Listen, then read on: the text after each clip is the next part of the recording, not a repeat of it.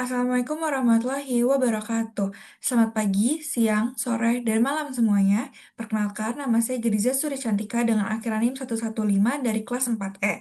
Pada kesempatan kali ini, saya akan mempresentasikan hasil dari prediksi dan analisis performa akademik siswa berdasarkan dataset performa sekolah yang telah diolah dan divisualisasikan menggunakan Tableau Public. Selanjutnya, kita akan membahas mengenai business understanding dari dataset ini. Pendidikan menengah adalah fase kritis bagi perkembangan akademik siswa. Pihak sekolah Gabriel Pereira dan Motionho de Silveira memiliki komitmen untuk memastikan setiap siswa dapat mencapai potensi maksimal mereka, khususnya pada mata pelajaran inti seperti matematika. Namun, sekolah seringkali kesulitan untuk mendeteksi secara dini siswa mana yang berpotensi mengalami penurunan nilai atau bahkan gagal di akhir semester. Selama ini, bantuan tambahan seperti kelas remedial baru diberikan setelah nilai ujian siswa keluar, yang mana seringkali sudah terlambat. Selanjutnya di sini adalah masalahnya. Bagaimana pihak sekolah dapat mengidentifikasi siswa yang mengalami penurunan nilai atau kegagalan akademis atau nilai akhir G3 sedini mungkin, serta faktor-faktor utama apa aja, mulai dari akademik, lingkungan keluarga, dan gaya hidup yang paling berpotensi menekan performa belajar siswa. Nah, tujuannya adalah untuk menganalisis dan memetakan variabel-variabel penentu performa akademik siswa menggunakan Tableau untuk memberikan rekomendasi intervensi yang tepat sasaran bagi guru dan konselor sekolah sebelum ujian akhir berlangsung.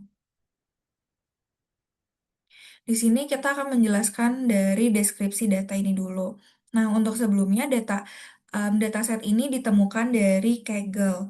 Di sini em, untuk total barisnya itu terdiri dari 395, ini mewakili jumlah total siswa yang didata.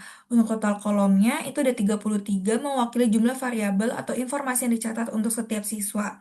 Di sini untuk dari kategori demografi dan keluarga, nama kolomnya itu ada dari school, sex atau jenis kelamin, ada age, address, fam size, parent status, mother education, mother job, guardian, dan family quality realm. Nah, selanjutnya dari kategori akademik dan belajar itu ada alasan memilih sekolah, travel time, weekly study time, failures, extra UD support, family edu support, extra paid class, extra curriculum activities, nursery interested in higher education, sama absences.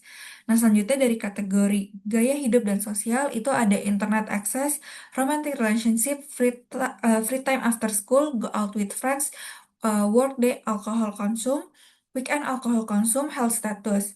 Nah, dari kategori target evaluasi itu ada dari G1, G2, dan G3.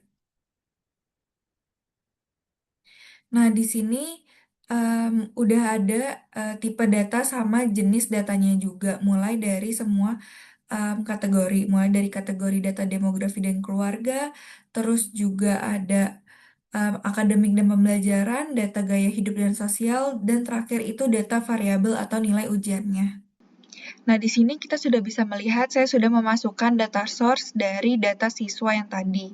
Di sini saya memasukkannya itu dengan tipe file CSV yang saya dapetin dari Kaggle. Nah, di sini ada beberapa pertanyaan. Di sini itu ada bagaimana pola sebaran dan tingkat kepadatan korelasi nilai ujian periode pertama terhadap nilai ujian akhir siswa. Di sini ada gambarnya yang akan dijelasin di tabelnya nanti. Selanjutnya, kita akan membahas mengenai korelasi G1 dengan G3. Di sini kita mulai dari visualisasi yang pertama. Nah, di sini pada grafik ini sumbu X itu mewakili nilai G1 dan sumbu Y itu mewakili nilai G3-nya. Nah, untuk warna dari hijau ke oranye, oranye merah ini menunjukkan tingkat kepadatan populasi siswa, ya di mana kita bisa melihat bahwa pola linear diagonalnya ini jelas sangat naik nih dari kiri bawah ke kanan atas. Nah, di sini titik yang paling padat itu berkumpul di rentang 10 sampai dengan 12.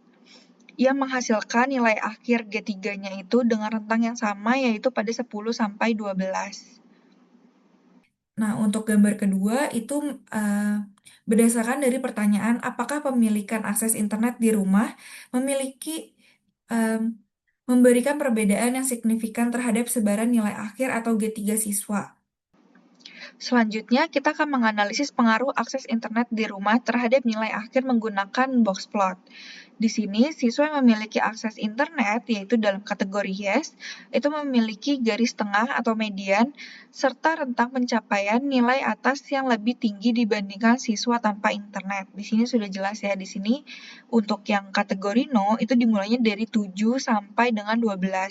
Sedangkan siswa yang memiliki akses internet dimulai dari 9 hingga dengan 14.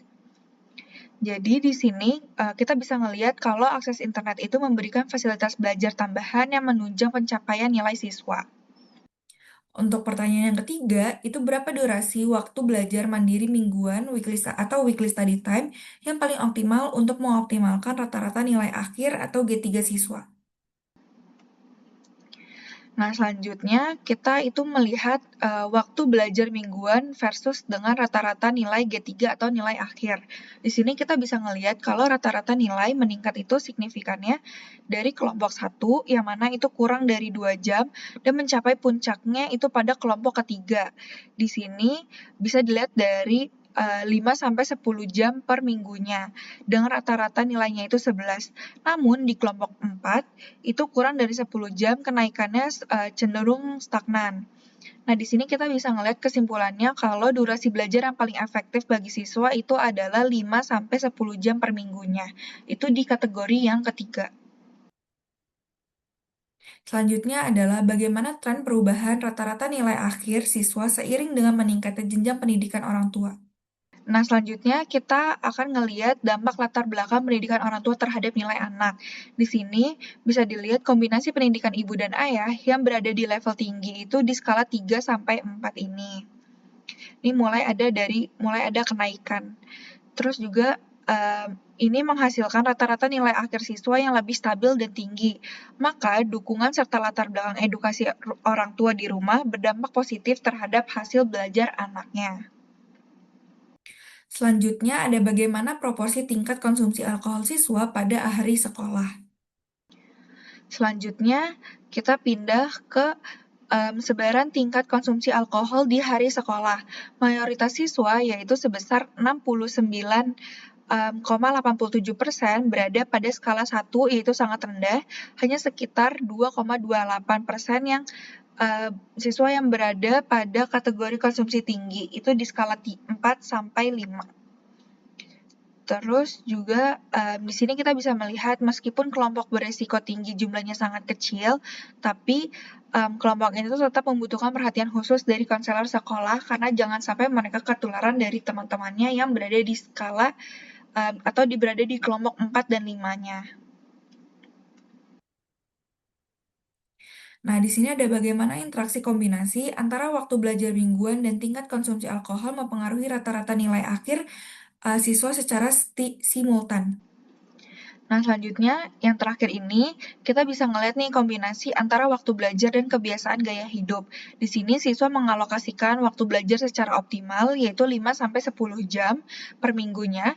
Itu sekaligus menjaga tingkat konsumsi alkohol tetap rendah. Itu berhasil meraih nilai rata-rata puncak tertinggi mencapai angka 11 sampai dengan 12-nya. Nah, di sini kita bisa melihat kalau gaya hidup sehat dan manajemen waktu belajar yang tepat adalah kunci utama keberhasilan akademik siswa. Selanjutnya, kita bisa ngeliat juga di sini ada dashboard-nya, semuanya udah menjadi satu, jadi kita bisa ngeliat nih langsung summary-nya. Nah, selanjutnya adalah storyboard dari data-data yang sudah kita rangkum. Di sini ada performa awal adalah prediktor utama, terus juga ada akses internet menunjang hasil belajar, durasi belajar optimal 5-10 jam per minggu, terus juga ada sebaran proporsi gaya hidup siswa, pengaruh kombinasi pendidikan ibu dan ayah terhadap performa siswa, kombinasi gaya hidup dan kebiasaan belajar, lalu yang terakhir ini adalah kesimpulan dan rekomendasinya, yaitu adalah rekomendasi untuk pihak sekolah, yang dimana yang pertama itu perlunya ada intervensi dini, yaitu untuk memberikan kelas bimbingan atau remedial segera setelah nilai G1 keluar bagi siswa yang nilainya di bawah rata-rata. Yang kedua, adanya edukasi pola belajar, yaitu dorong siswa untuk belajar konsisten, yaitu selama 1-2 jam sehari, yang berarti nantinya akan 5-10 jam per minggunya dan hindari burnout. Yang ketiga, ada pendampingan konseling, yaitu guru BK secara proaktif mendampingi kelompok siswa yang terindikasi mengalami penurunan nilai akibat masalah gaya hidup. Nah, di sini sudah selesai. Terima kasih. Kurang lebih mohon maaf. Wassalamualaikum warahmatullahi wabarakatuh.